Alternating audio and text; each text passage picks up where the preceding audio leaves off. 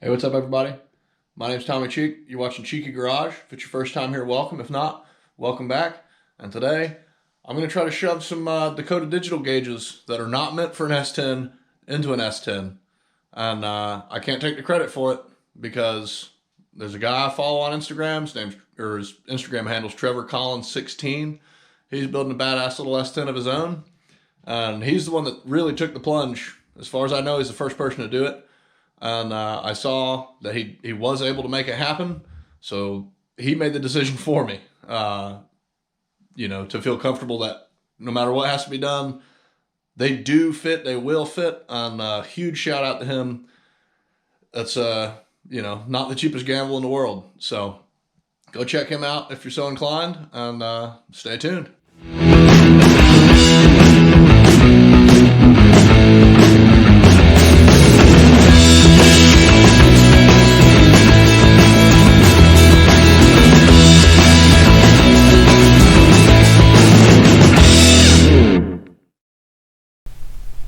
Alright, so I've already opened this box because I couldn't contain myself. But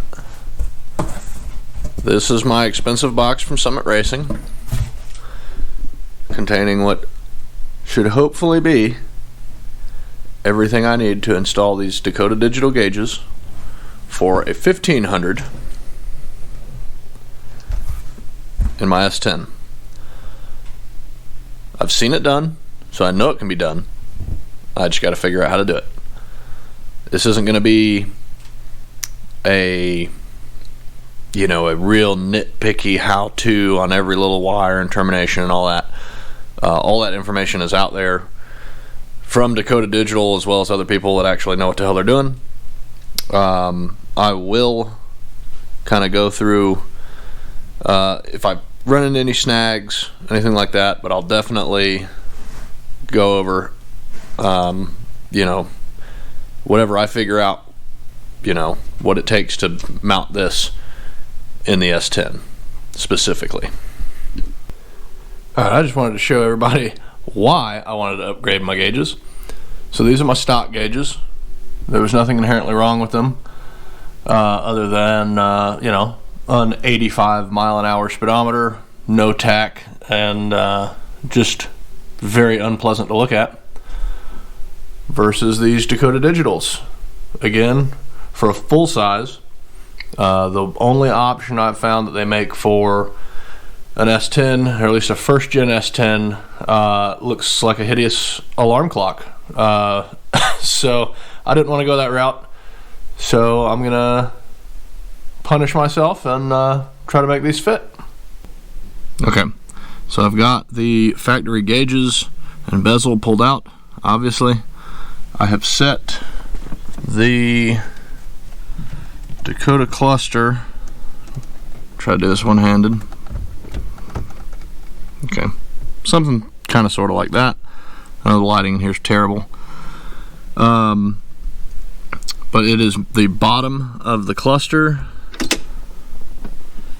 It's very thick and like machined, I think aluminum on the front and maybe some kind of plastic on the back. But it's very thick, and that bottom edge right in here is not happy about all this extra plastic in here in the dash. So I think my next step is break out the Dremel, and I'll start cutting some of this out of here, as well as this plug here. This just attaches to the back of the factory gauge cluster. This plug needs to be removed, and I'll have to pin it out and run certain wires and whatever to the brain box of the Dakota Digital stuff. But that's where I'm at. Again, I have no idea what I'm doing, but stay tuned. Okay, so you've got the little brain box guy for the Dakota Digital, and then I have this BIM 01-2. That's going to take inputs from OBD2 from the ECU. I ultimately ran this way with this little extra unit, mainly for, well, I bought this nice fancy harness to incorporate everything, and it is wired in such a way that the reverse lockout solenoid for my T56 Magnum is wired like factory, and to do, to run the separate VSS that came with the Dakota Digital, I would pretty much just render that part of the harness useless, and still have to run a standalone switch more than likely, or run it off a brake light switch or something like that. I didn't want to have to do that. So really the only sending unit now, because I have the OBD2 little dongle box there, is because of that same harness that I bought, the only wire that ran from oil pressure, the oil pressure sending unit, was for a stock style gauge. I do not have oil pressure signal going to the ECU, so I don't have it coming out of the ECU. So I will be running the Dakota Digital oil pressure sending unit directly to the brain box, and then all the other critical engine stuff will be coming from the ECU to this BIM unit. I'm sacrificing my glove box because that's really the best place I have to put it. Now, if you're not using the BIM and you're running all the different sending units, you probably could squeak it back here behind the radio, but I'm trying to keep what is it, form over function, or function over form, however you want to call it. I'm trying to keep the truck as stock as possible, trying to do this build as if Chevrolet did it the best to my abilities. But it's just such a tight quarters in here. I did decide to I'm gonna sacrifice my glove box space here. I could still put my registration and stuff in here or whatever, but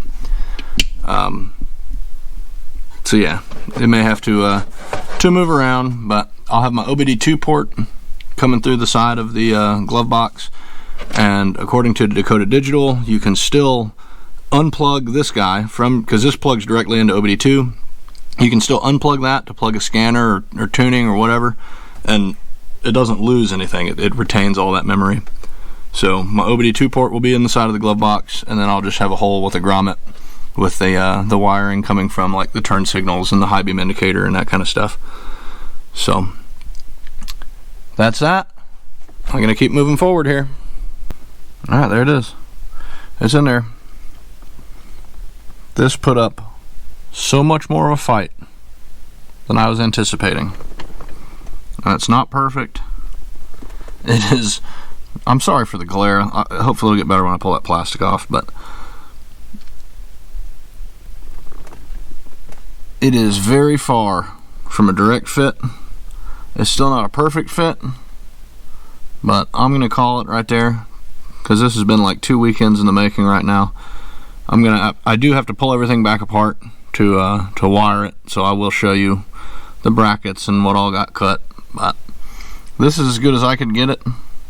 So if I'm gonna really try to get in here, you can see there's still a little tiny gap at the bottom where the cluster meets the bezel. Now this guy, the sides of the bezel, that the opening for the S10 is actually smaller than the Silverado or the C1500 gauge cluster from Dakota Digital. So if you get in line with it here, it does cut off the gauge slightly on both sides, and it was a bit of a chore to I'm gonna put the light down. So when you turn your ignition, there's a rod that goes down to your ignition switch at the bottom of the column, and it was a bit of a fight to try to keep the gauge cluster off of that rod. I mean, it just took a lot of patience. It was very frustrating, but I am pretty happy with the results. Once the steering wheel's on and I get power and everything hooked back up, and I imagine looking at this going down the road all lit up, I do believe I'll be really happy with it. But just before you keep watching the rest of the video, no, this was a lot more work than I was expecting it to be. So I'm gonna start taking this back apart and show you exactly what all had to happen here. Okay, before I take it apart, I just want to show you if I can get some light in there, you can see I had to make some brackets. I've got some marks on the brackets. I'm still going to modify them a little bit. You can see some lines in there. I'm going to cut some extra meat off the brackets to allow for the wiring and the vacuum hoses for the controls to come through there easier. You can't really see anything I've had to do yet, so I'll just have to explain it as I take it apart.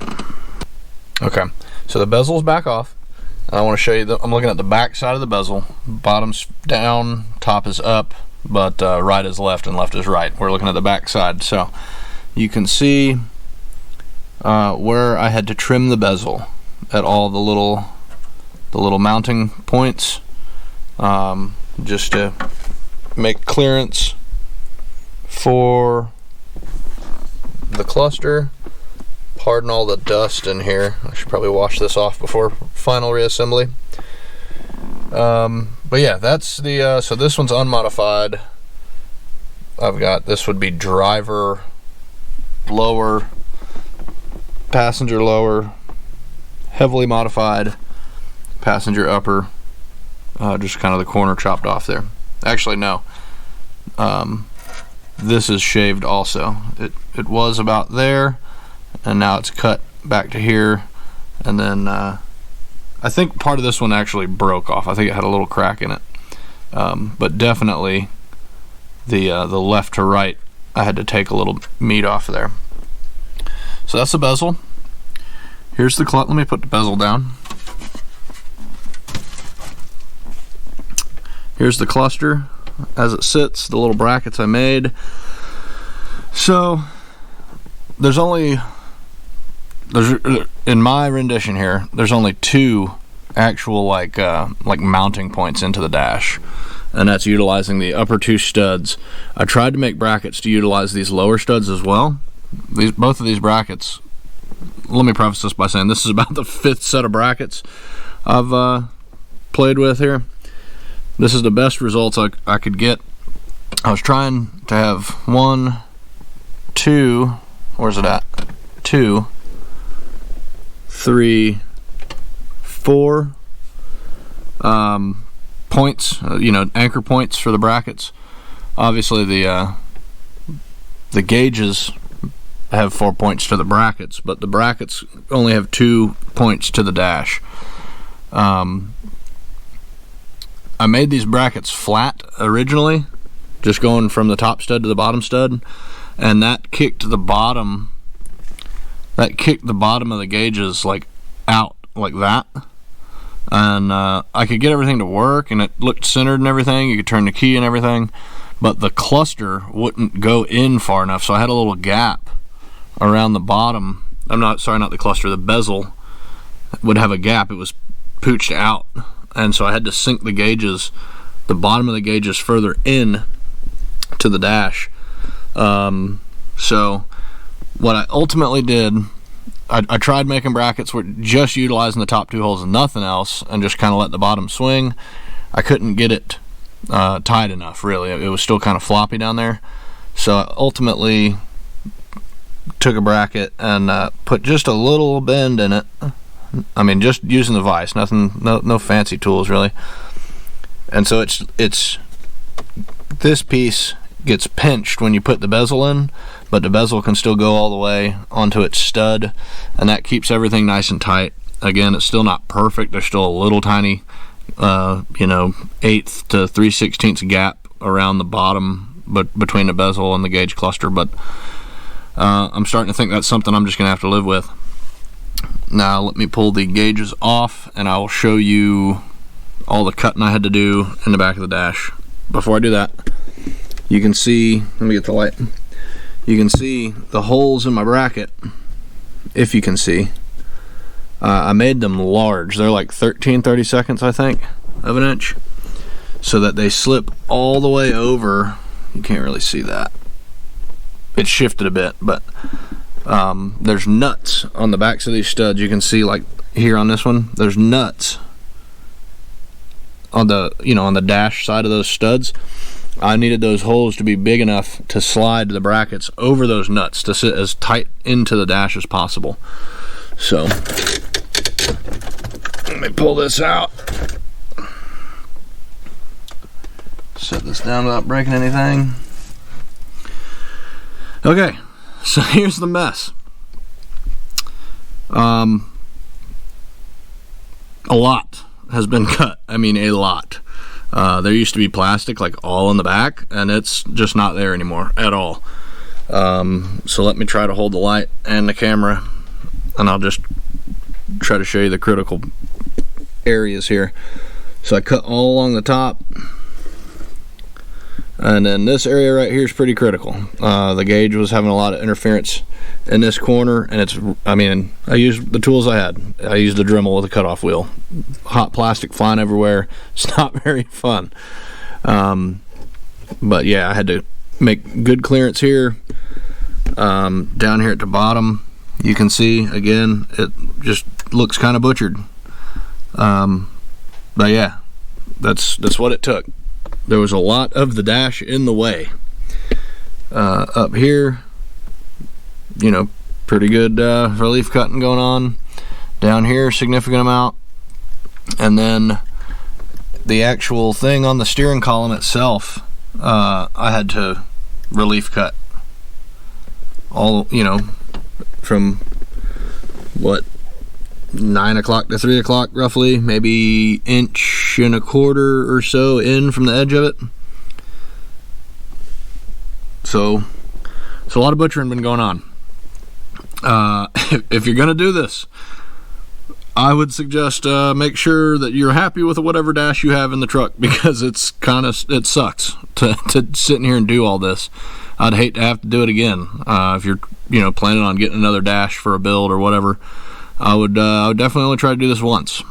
Now the plug's long gone. I've gone through and pinned out what wires were needed from that plug, and then the rest of the wires I just cut. I didn't want the plug in here because it's not like a male female. It was just kind of like out, right? And I didn't want any kind of live, terminals sitting back here. So I just cut every wire at the plug after I pinned out what was needed to go to the Dakota Digital box, and heat shrinked each individual wire that's unused from Dakota Digital, and then just ran the rest of those wires from that plug and electrical taped them in here with the rest of the harness. So it has been a bit of a nightmare, but I am ultimately happy with the results. Okay, we're back here in my sacrificial glove box. I've got the main brain box mounted here. I've got the BIM module mounted here. I've got my OBD2 port there, and I've tried to run my wires as clean as I could, and I'm happy with it. I really just can't stand, big bird's nest of wires hanging up under the dash and all that. So for me, no more glove box space. It's not the end of the world. Just to have everything in here safe, tucked away. I ran it as neatly as possible, and actually, upon further digging in the instructions, Dakota Digital actually says to not mount this against an air duct, which is what is behind the radio, in the concern being condensation. And they want you to, wherever you mount it, they want you to like loop your wires down and all that, kind of like a P-trap under a sink, except for essentially drainage off the wires if there ever was condensation buildup. So I think the glove box is a pretty safe spot.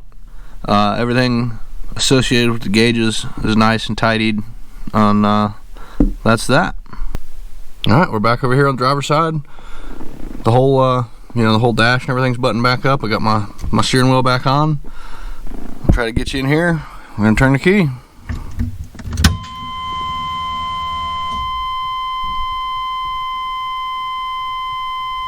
I hate that noise. Alright, and there you can see everything's all lit up. It looks so nice. I'm not even gonna lie, I'm in love with it. I got voltage showing. I've got 1/10 of a tank or so showing, which is probably about accurate. I think I put 2 gallons in.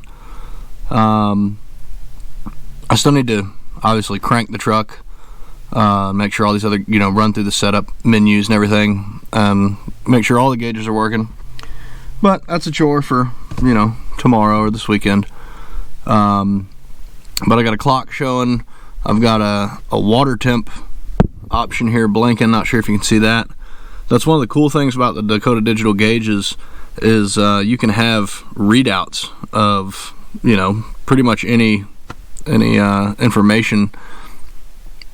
You can kind of customize those 2 little windows there, including things that aren't even on the gauge, like intake air temperature, for example. I'm pretty sure, you might have to buy an extra module or something, but you can have like boost info showed up on these gauges, and it's still, a nice clean kind of stock-ish look. But let me switch hands here. And now I've got, no front end on the truck, so there's no bulbs, so they're not blinking, but you can see I've got left turn, I've got right turn. I'll go ahead and hit the hazard. Boom, both of them come on. Hit the headlight switch. One thing I've noticed, and I guess it's just the way it's supposed to be, I'm pretty sure I wired everything up, per the book, but when I hit my headlight switch, the gauges don't get any lighter. They're just kind of always on, which I do like. Luckily the truck has that annoying buzzer to let me know when the headlights are on. But headlight switch is on, and there's high beams. There's a high beam indicator. And let me hit parking brake. I get a brake light, and then a little notification here in this window that says check brake. So yeah, I mean, I'm really happy with it so far. I still need to crank the truck and make sure everything's working, but I have no reason to believe that any of it won't. So that's kind of an overview. Sorry, I got my wheel shoved all the way down here. Hold on. And get the little light on the situation. So yeah, I'm not sure if that helps at all, but this, you can kind of see what we're going with. I'm pretty ecstatic about it, to be honest with you. This is, as far as I'm concerned, this is about the best option for a gauge setup in a first gen S10, and I'm really pleased with it. And it was a lot of work. It was a lot of modification.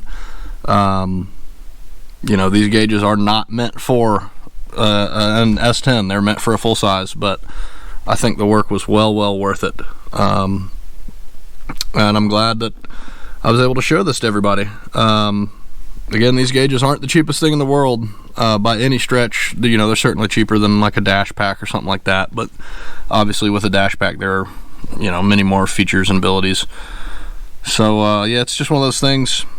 I think you get what you pay for. It might be a little overpriced, but certainly, in my opinion, it looks a lot better than whatever I could have whipped up with some sheet metal and some standard like autometer gauges. Just a touch more refined in appearance, and with all the little excuse me, with all the little extra options as far as readouts and any information that you can have displayed here. It really is a good option. So, as well as it does, like, I think 0 to 60 time and quarter mile time and stuff like that. So yeah, I mean, that's it. I'm done rambling. The saga of Gumby is finally behind me. So if you guys like what you see, feel free to give me a like, subscribe, leave me a comment. I try to answer questions. Admittedly, I'm not the best at it, especially not recently, but anyways, y'all, that's it. I'm Tommy Cheek. This has been Cheeky Garage. Until next time, y'all have a good one.